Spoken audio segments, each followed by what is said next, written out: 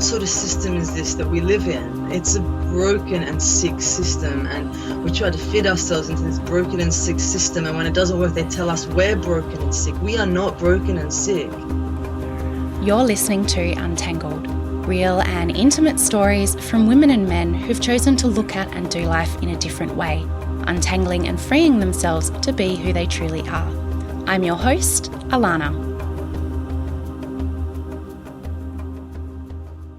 Candy, you describe yourself as an artist, a writer, a storyteller, an educator, and what I love, a vulnerability advocate. I really love that. Could you tell us a little bit about what this work means to you, what it is, and what you feel your mission is while you're here on this earth? Yeah, sure. That's a small question. I like to start it off easy. Yeah, well, I am a writing performer, so I perform all my own work, and I perform all sorts of things. So in the past, it was predominantly poetry, but I've been working on all sorts of different types of writing and performance, and so I'm writing plays and longer form writing and monologues. I write songs and all that sort of stuff as well with a band, but ultimately what I do is endeavor to connect with people on as a personal and intimate a level as possible through the act of storytelling, because ultimately we humans communicate through our stories. It's how we connect. So the world does a really good job at disconnecting us. It's consistently telling us how different we are from each other. And my goal in life is to remind everyone just how similar we are, because I feel like this disconnect of empathy comes from the fact that everyone thinks that we're really different, but actually we're all the same. And we know that the media does a really great job at dehumanizing people. And so I work very hard through my storytelling to rehumanize. And that means telling real stories from real people that I've met all over the world, and telling my own real stories too. Mm-hmm. And what mechanisms do you use for sharing those stories? It's all through my performance and writing. So everything that I perform has a philosophical or moral element. I keep it really accessible. So people tend to have a negative connection to poetry because the stuff that we're taught in high school is very removed from us. I mean, in my own experience, I was learning work that was written by dead white men, often poetry about war, or World War One or something so far removed from my own world, and I really couldn't connect with it. But I always wrote it. I wrote it all my life from when I was about 8 or 9. And then as I got older and I discovered poets that wrote work that really resonated with me, I understood the power of it. And so that's the medium I choose, because I think that poetry, it can bypass the intellectual, where we over-intellectualize everything, and head straight for the heart, so it can create a really visceral experience. Mm-hmm. And when you call yourself a vulnerability advocate, can you talk a little bit to that point as well? Yes, of course. So I use this analogy a lot, but basically I feel like we humans are actually bumper cars. So basically we zoom around life and we meet people, but we've got so many walls that when we actually meet, we're not connecting, we're bouncing off each other. And I feel that in order for us to connect, we actually have to disarm ourselves. So we have to remove those walls that we've created, and only then can we really connect and hold on to that connection. And the thing is, we build walls for good reasons. Most of us experience trauma throughout our lives, and the only way we think we can survive is by building those walls. You see, I think that we're all told a great lie. by everyone that life is a joyous journey and a joyful journey, and that we'll experience pain, only very occasionally.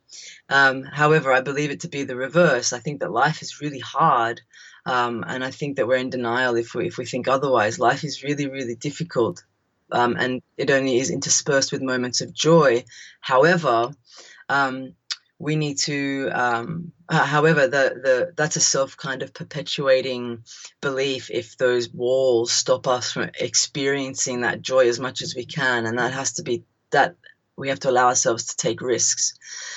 So it's a tricky one because we experience these traumas and these difficulties and these like painful relationships with our families or our lovers or our friends, and so we build these walls up and we keep protecting ourselves, but then we end up really cut off and lonely and kind of faking it most of the time.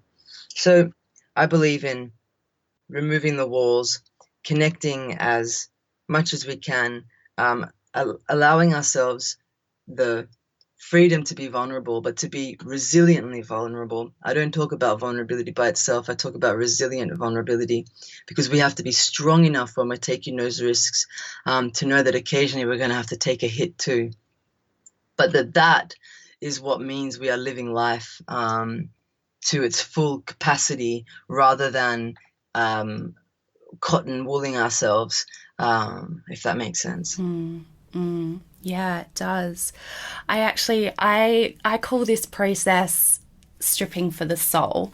I did a devotional erotic dance class early, like it was around about this time last year. And Yes. the analogies of what I was doing in the class, which was essentially over several weeks taking my clothes off, but the analogy towards how I saw that reflected in my own life, like wearing all of these kinds of masks and armour and having all of these walls up to kind of cover myself up and to protect myself. And then I discovered real freedom in taking those layers off, actually taking my clothes off, but also metaphorically removing those layers and standing in my naked vulnerability and realizing that it's actually okay and it's actually safe most of the time. Yes. To do that. Yeah, totally. I mean, it's what I do every time I'm on stage. I mean, I keep my clothes on, but I'm totally naked. Yeah. And only through that nakedness can I invite others to be as naked. And through my masterclasses and workshops too, I endeavor to strip people back, and to, create an environment in which people feel really safe to do that. And the immediacy of the positive effects of that I have witnessed in hundreds of people. So it's not just theory. I've seen it with my own eyes. I've experienced it myself. That nakedness, it's incredibly scary. It takes a great deal of courage. See, vulnerability, you have to have a matching level of courage and bravery. And most of us are running scared all the time. And a woman once said to me many years ago, fear is redundant. And when she said that to me, I thought to myself, far out, like, I've been living my life so afraid of everything, of being true to who I am, of living the life that I want to live, afraid of hurting people just for being who I am. And so I really took that and I ran with it. And now it's the mantra, like, fear is redundant. And if fear is redundant, then I must be as courageous as possible. And that courage allows me to be as vulnerable as possible whilst being extremely resilient. So, all of it is very connected to our growth as individuals, but to that which we can give to the world and to each other by living in that way. Yes. So can you talk to us about a time when you did have those walls up, if you did, and the process you went through of breaking them down and coming to this realization that this is now what I need to help other people to do as well? Yeah, look, get comfortable. It's a bit of a story, but I'll try and be as brief as possible. So I was born to two immigrant parents who they just really wanted the best for me. They wanted me to have a better, much better life than they had. And I have never resented them for that. However, what that translated into was parents who were fairly controlling. And it meant that being queer and being an artist were just not on the radar for them. And so I lived the life that they wanted me to live for a very long time, well, until I was in my early 20s anyway. And I was dying inside, and I didn't realize just how sick I was until, I had a complete mental breakdown. There's nothing else to call it. I was taking a lot of recreational drugs. I was working in jobs that I really hated. I was making a lot of money, but I was just completely empty. Luckily, I had a really amazing partner who was incredibly supportive. But I was, hospitalized a couple of times, and it manifested in debilitating anxiety and a complete disassociation from myself. And it was just a horror, a living horror. And essentially, it just boiled down to the fact that I was not living as I was meant to. I was hiding myself from my family. I was hiding myself from myself. I was buried so deep. And so that proper unraveling, that complete breakdown, meant that I actually had the opportunity to rebuild into the person I'd always wanted to be, which was openly, proudly queer, and my sexuality only makes up a small part of me, but it is me, and being a full-time artist. And so, that's where it started, and it's what I continue to build to this day. And that was a decade ago, but it put me on the right path. And I don't think that that's an unusual story, that we have to be completely broken to realize that we have an opportunity to rebuild ourselves the way that we were meant to be. And just tell us about that time where you had broken down and you knew that you had to rebuild. Was that an instantaneous rebuilding there, or was there a period of rediscovery, or even a period of not knowing who you were? No, it was, well, once I reconnected with myself, because I don't know if you've experienced disassociation, but it's really awful. It's kind of like you completely disconnect from your body and you're witnessing everything from outside yourself and you can't get back in. And it's a really awful, awful feeling. And the anxiety that got so bad, I couldn't really leave the house for two or 3 weeks. But I met this amazing psychologist who'd done her PhD on mindfulness. And so I remained completely unmedicated and just, and I'm not suggesting that that's what people should do, but for me, this is what worked. I remained unmedicated and I just worked with CBT and mindfulness. What's CBT? Cognitive behavior therapy. Oh, so right, yeah. Yeah, just where you reprogram your brain. So with anxiety, as most people know, the switch is flicked. So you're in fight or flight mode constantly, but there's nothing for you to fight or run away from. And so you're in this hyper adrenaline state, and there's no way to release yourself from it. And so you have to retrain your brain to get that switch flicked back into the correct position, which I did. And I managed to connect again to myself, and I wasn't disassociated anymore. And from that moment, wow, I worked really hard to go overseas for a few years, to travel the world. And then when I got back from that trip, I put into action a plan to be a full-time artist. And so it was kind of instantaneous. I knew that as I was rebuilding, I had to get away from Australia. I had to see the world.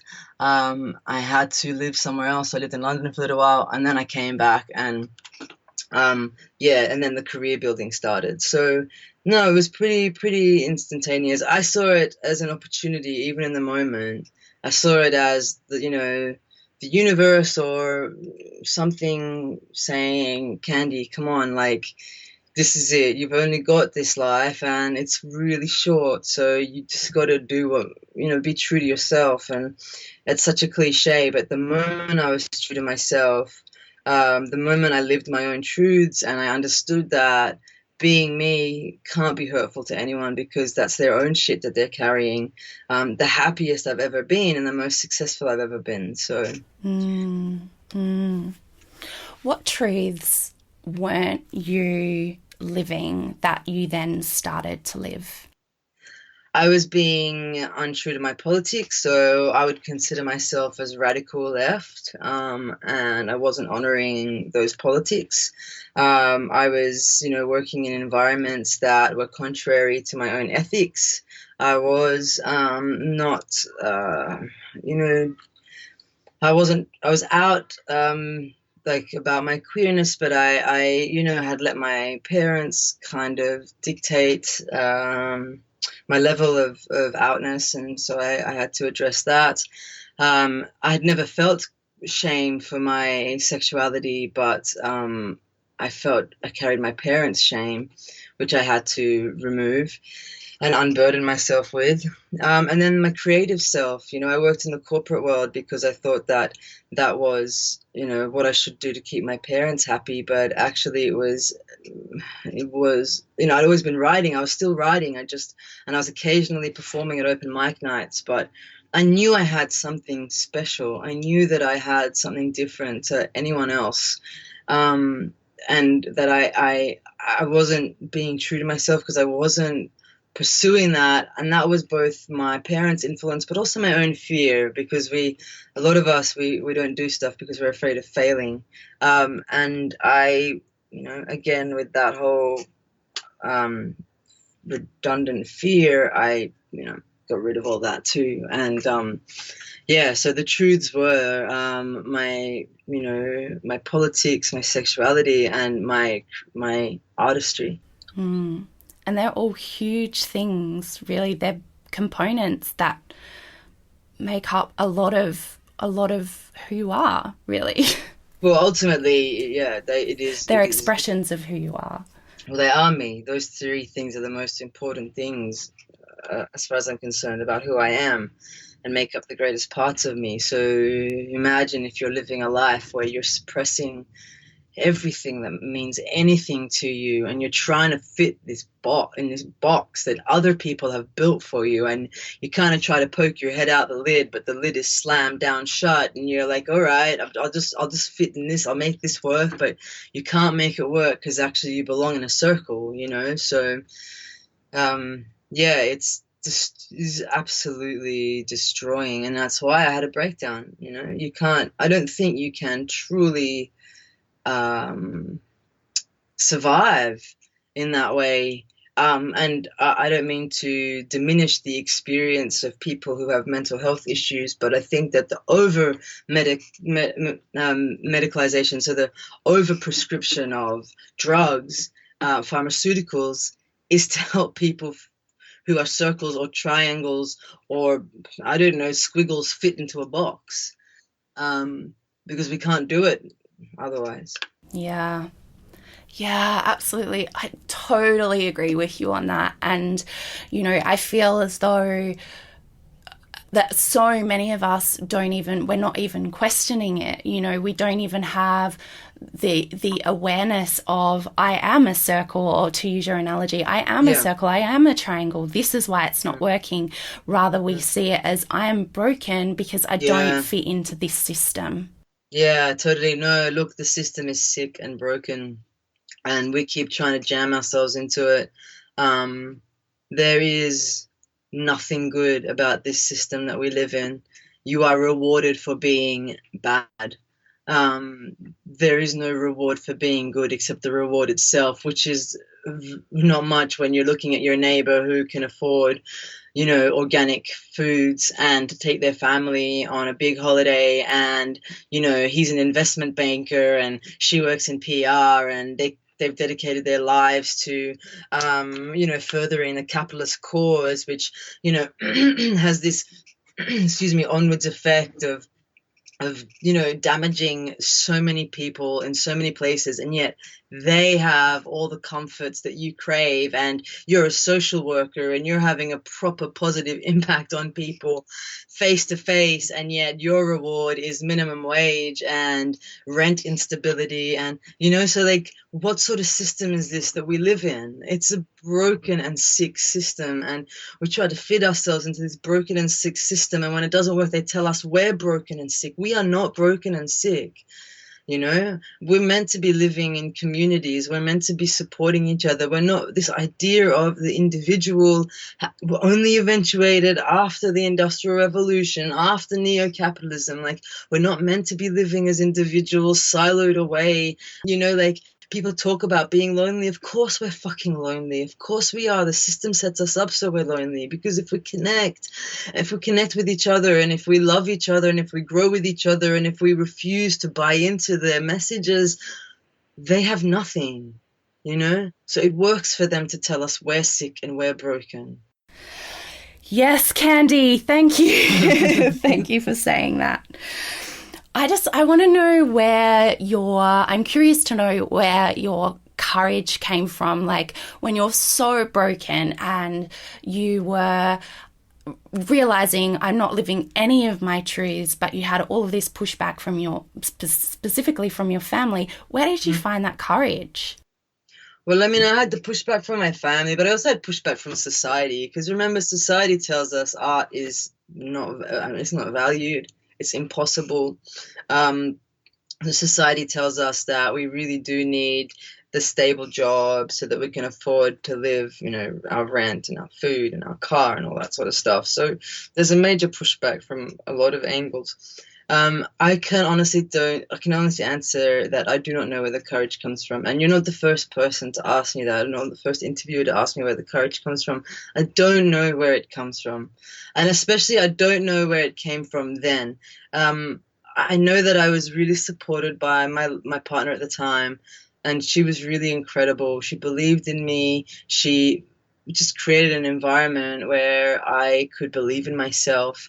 But other than that, I had to pull it from inside, because I really didn't want to live another day as a liar.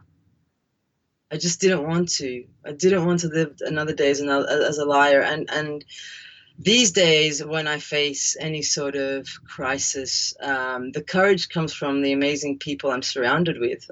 I have a huge community of supporters, like people who support my creative self, and also, an amazing family of friends, and we give each other courage and strength, and that's why I was saying before, that's what community does.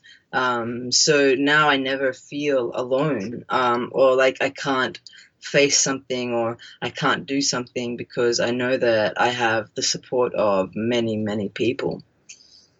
But I would say to people who are, maybe in that situation now, there's no one that can pull you out of it except for you.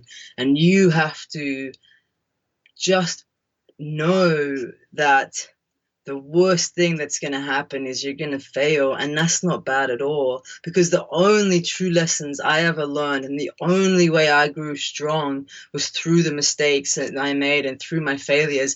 And I know sometimes people say that and it sounds like lip service, but it's absolutely true. If I think about all the times I've been on stage and how much I've grown as an artist, I didn't learn anything from those successful gigs where I stood in front of 1,000 people and performed the perfect set. That's not where I learned. I learned when I was performing to 20 people and I couldn't connect with them and I completely destroyed my performance. Like, that's when I learned. And so it is for life. So courage comes from knowing that we are going to fail and crash and burn occasionally. And through that is how we're going to just be stronger and stronger and stronger. And that courage becomes easier and easier and easier. Yeah. Yeah, I totally agree. You touched a little bit before around money and being able to afford just being an artist and being able to afford to support yourself. And I'm just interested and curious around this journey and how that has been for you. What role has money played in your journey? So I hate money. But I respect money because money gives us freedom. Unfortunately, the way this system is set up is without money, you just can't do anything. You can't travel. You can't go out for dinner with your friends. You can't pay like the bills. Like it's a necessary evil at this point in time. And so I hate it, but I respect it. When I talk to people who are thinking about becoming full-time artists, I tell them straight up that it's the hardest possible living you can make, but it is by far the most rewarding and honest work I've ever done. So when I committed myself to becoming a full-time artist, I worked for a year in a big company and I saved enough money so that I could live off the smell of an oily rag for 2 years without an income. And that allowed me the time and space to develop myself creatively and to start building my profile. If you're starting from nothing with nothing, I mean, I can't even imagine. That's like even harder. So I had a tiny bit of money in the bank that I knew I could pay my rent and buy my food. And that allowed me the space to do that. And then over those 2 years, I built enough of a following and a profile that once that money had run out, I started having an income from my art that was enough to survive off. And for the last few years, I've made enough money to live comfortably, in the sense that I felt safe. I had a little bit of savings so that if I had to move, I'd have enough to pay bond and rent and all that. I had enough money that if I get invited to an international, festival, I can fly over there and, cover all my expenses till they pay me. So I had enough money in the bank to do that sort of stuff. But then, I don't know if you know this from reading my stuff. A couple of years ago, I got diagnosed with cancer, and I couldn't work as much. I still have ovarian cancer now, and I'm still going through treatment. It's been 2.5 years, and with that meant that I couldn't work as much. So suddenly, once again, I was in this really precarious financial situation. I was lucky because my community raised a fair bit of money for me for the first year to help me just focus on getting better. But as this haze in the word journey, but as this journey has continued, I've had to find more ways of surviving financially because I haven't been able to work as much as I used to, but I'm getting back to a place where I can now. In any case, it is a precarious way of existing, but I just can't ever imagine going back to working for someone and contributing to a system that actively harms people. I want to offer love and courage and support and inspiration to people. I don't want to take from people. Thank you for being so honest about your situation. I feel like it quite often we gloss over that, and if I'm completely, I'll be, seeing we're sharing truths here and we're all about vulnerability. I'm in the same place. So right now, I actually am considering, do I need to go back and get a job, because my art, which I feel is this, isn't supported either, in the system. And I feel like I've, same as you, worked in a corporate job for like mining companies and things like that, seeing the destruction goes against everything that I believe, and earned thousands. And now I'm doing something here, the same as you, that is sharing important stories and not making any money from it. It just doesn't make sense. Well, that's exactly right. It makes sense to this system because, like I said, if you're doing good, you are not rewarded. And if you're contributing to suffering, you are really rewarded. So I pass no judgment on people that have to do those jobs, because I totally get it. I get why people work in the jobs that they do. They've got families to support. We've been conned. Look, this is the biggest con, right? So we are all born on the same earth, right? We all have the same rights to this earth. And yet, a lot of us will never have that little plot of land and that little house or that little apartment, even though we all have the same rights to it. And others who were born on the same land with the same right, that, you know, they own 7 houses and they own rambling mansions, you know, like, this is the biggest con ever. And then if you do want to own it, you actually are a slave to the bank for at least 30 years of your life. You know, like, there's the other con. Like, it's all a big fucking con, but we are a lot of the time, unfortunately, powerless. And so I do not pass judgment on people who are working in those jobs, and they know that what they're doing, they know it either consciously or subconsciously. They know, everyone knows that it's not right, but they've got us cornered. I don't know, I don't think it's a hopeless situation. I'm just saying, in this moment in time, they have us cornered. And so I pass no judgment. However, when I got sick, I learned the power of asking for help. In fact, and I mean, people talk about this a lot. We have a culture of crowdfunding now, but I had done one crowdfunding campaign before I got sick, but and I was just so, like, blown away by people's generosity. But when I got sick, I really understood the power of asking. And in fact, at first I didn't ask for help. I told my closest friends what had happened before I made a public announcement to my fans. And 2 of my friends, one of whom I have to admit I wasn't that close to at the time, though we've become very, very close now. They both wanted to run fundraisers for me.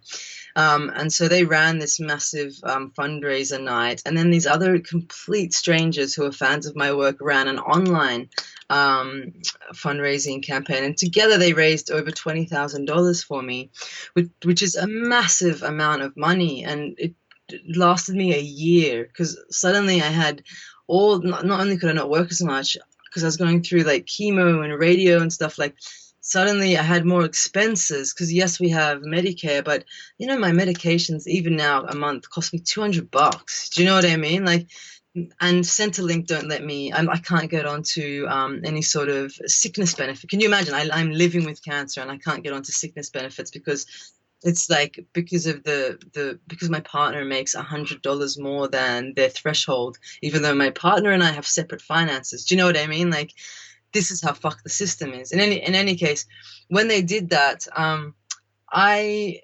realized that people want to give, because people are often not contributing in ways that they feel they should be, because they know that they're working in jobs that aren't, you know, the sort of jobs they should be working in. People are looking for other ways to give. And so I actually have a Patreon page, which is a regular gift giving, a regular donation, where I have, like, nearly 50 patrons. And that money goes directly to supporting my art, directly to giving me space to create. And that's nearly $1,000 a month, which is a huge amount of money, because I live very, very tight. I love it, but I love my life. I don't feel like I'm missing out on anything. But by capitalist, you know, standards, I live a tight life.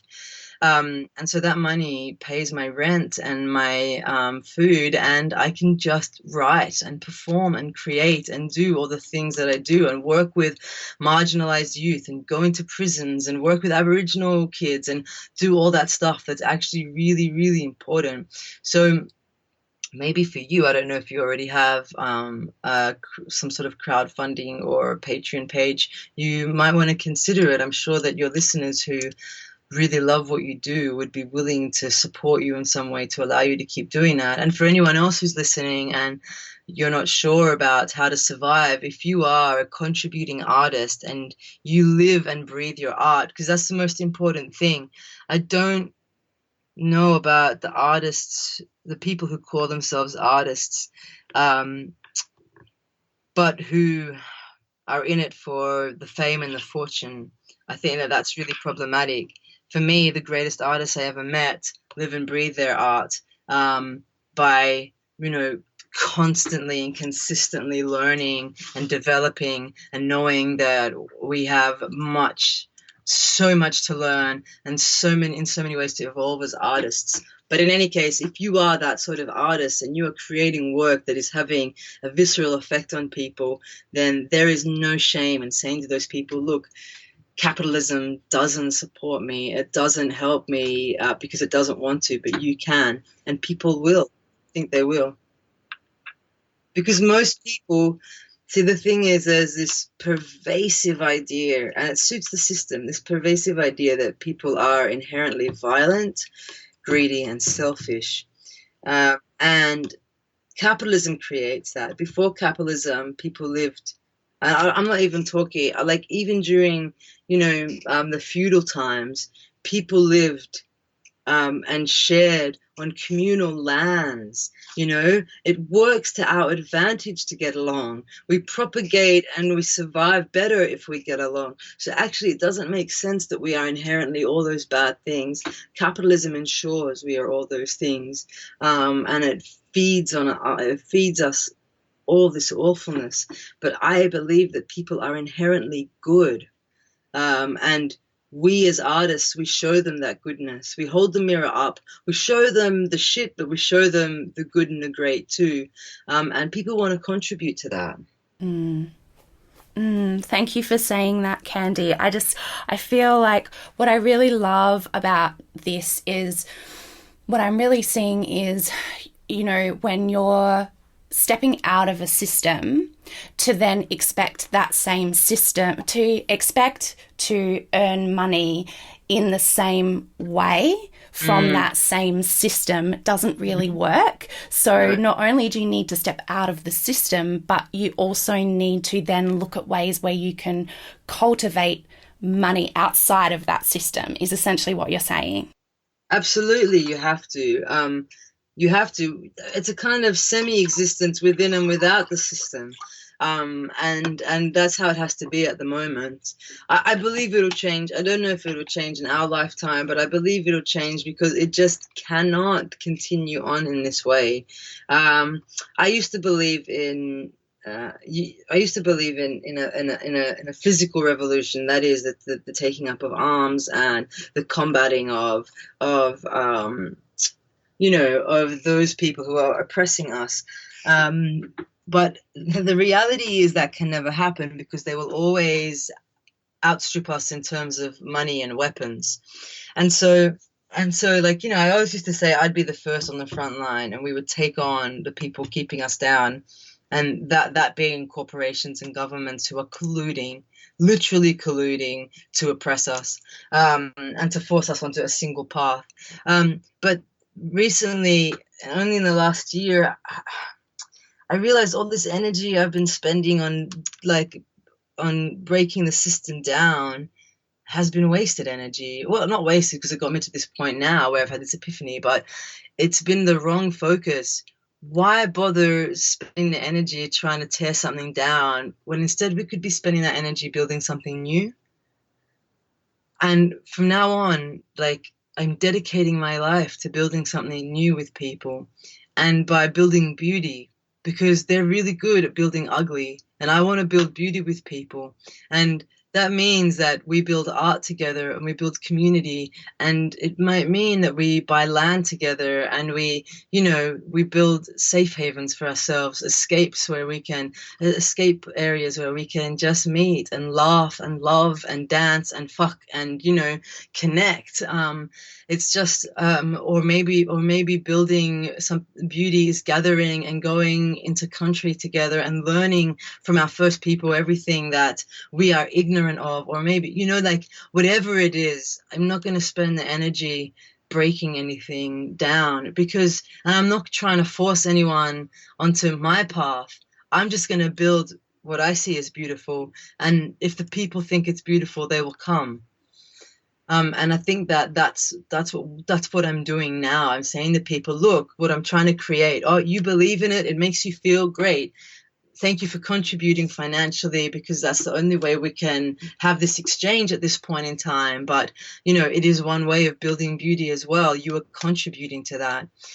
So we are kind of moving outside the system, the prescribed systems. Beautiful. So, of this whole journey that you've been on, Candy, what do you feel is the most powerful learning or lesson that you've taken away? That love is a conscious act of resistance. That's what I've learned. That the idea of kill them with kindness is real. That even though it's the hardest thing we can possibly do in the face of all that is wrong in this world. Sorry.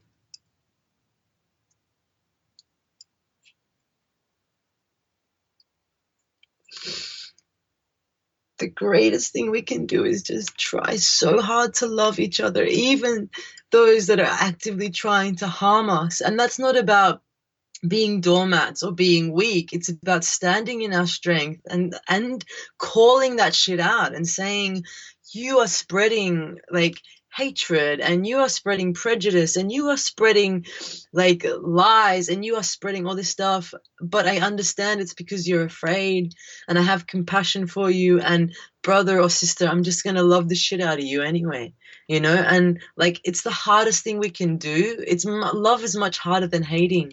Hating is much easier. It is so easy to hate. It is so easy to crawl into our shells and be afraid and hate on anyone who's different, and the same for the left. It's easy for us to hate people on the right. It's so easy. What's harder is for us to love. It's so much harder, but that's what we have to do. Only through love can we resist the system that is trying to destroy us.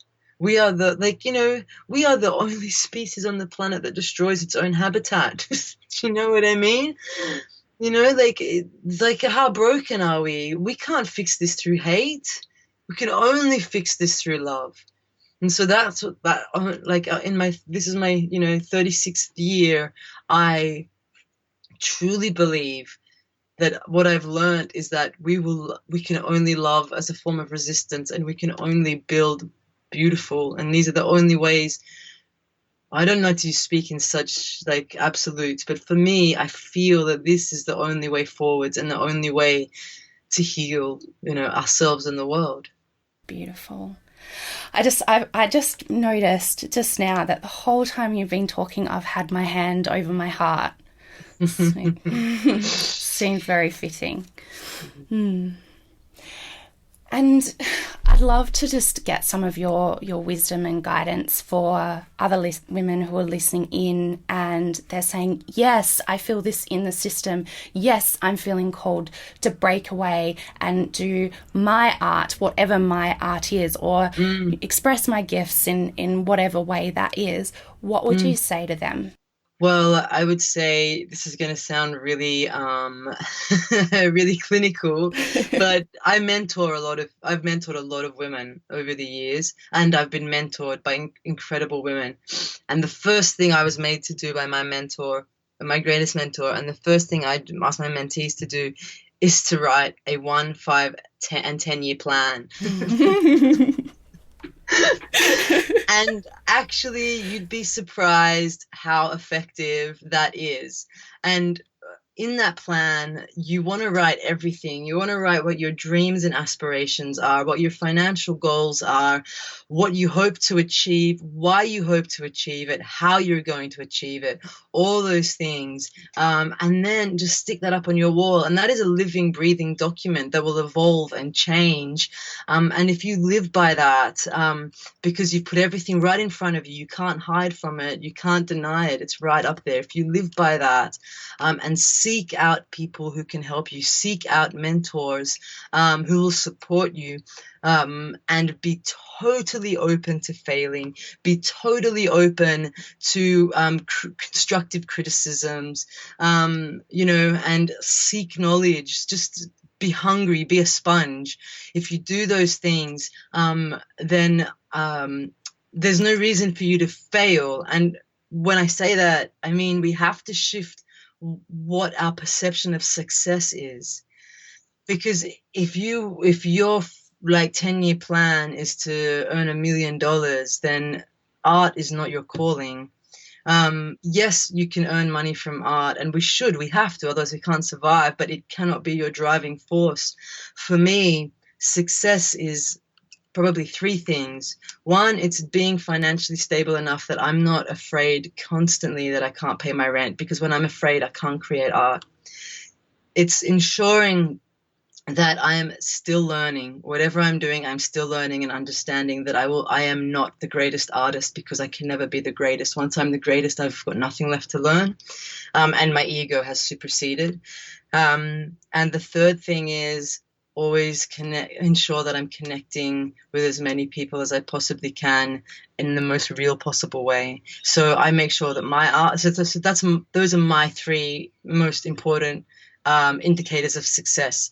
It will be different for everyone, but that for me means that I'm on the right path. And I think that people should really think about what success means to them, because we are sold all different ideas of success, and only we can ascertain what we believe success to be. So do those plans, ladies. Seriously, you'll be surprised how effective it is.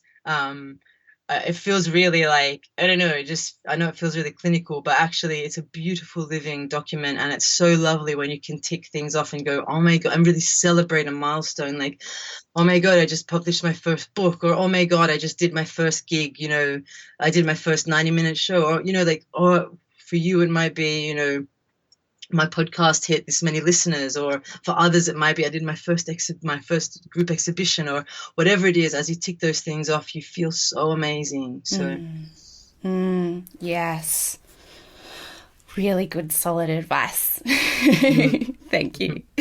My pleasure. And I also asked you to bring along a soul gift offering. Would you like to share that with us now?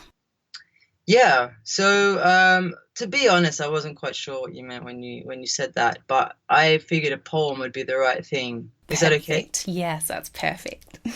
So I just have to do a trigger warning. If you're sensitive to violence against women, then or you've experienced some sort of physical or sexual violence, then you may want to tune out. But I'm just giving you that option now. Okay, so this is called Woman. She be woman, woman be brutalized, be choked and sliced, her cunt so threatening, her pleasure so disgusting. They cut it up, they cut it up, they cut it up, they cut it up. Yeah, she be woman with a ravaged cunt, raped as a weapon of war. She be woman raising her rapist's son. She be woman with inner strength men would know the meaning of. She be woman walking dark streets, keys in her hand. She's been here before. Yeah, woman. She be woman. She be woman. She be woman. She be woman. She be woman sending her children off to war, gangs, corporations, mines, institutions. What's the difference these days? She be woman knowing in her gut they're gonna kill her children. Bullet, heart attack, debt, cancer. They all deaths. She be woman knowing she gave birth to serve the machine, to serve the machine, to serve the machine, to serve the machine.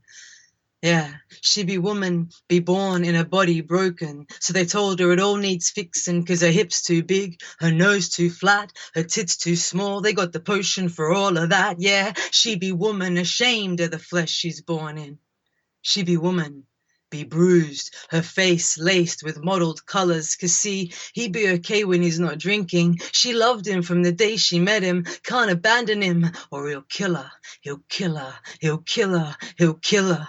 She be woman with mixed feelings, fears. She be woman with broken wrist, fractured skull, red neck where he almost choked her to death. She be woman, still living, still breathing. She be woman told she's no better than a dog, so she better beg like one, on hands and knees, pleading for her life, thinking about how she's gonna get her children out before he finishes them all off. She be woman, she be fierce, she be strong, she be surviving despite society doing all it can to make sure she don't. She be lifting up, breaking out, head held high. She be woman, she be existing despite every effort to keep her down. That be woman, that be woman, that be woman, that be woman, you be woman, I be woman, we be woman, we be woman, we be woman, woman be, woman be, woman be, woman be, woman be, love. Thank you, Candy. My pleasure. Thank you for having me. Thank you so much for listening. As always, the best conversations and discussions about these interviews happen over in the Untangled Community Facebook group. Come and join us at untangledcommunity.com. I love having these very deep and honest conversations with women and men who are choosing to look at life in a very different way. I believe this is how our world starts to change, through the honest sharing of our stories. If you love these conversations too, I would be so grateful if you could take a couple of moments to rate and review this podcast. It helps Untangled to reach more men and women who need these stories. You can do it right here from the podcast app on your phone. Just click on the review tab and let me know what you think. And you can also subscribe to this podcast while you're there so you never miss a future episode. A special thank you to Wendy Rule and Craig Patterson for the music used throughout this podcast. Thank you so much for being here. Until next time.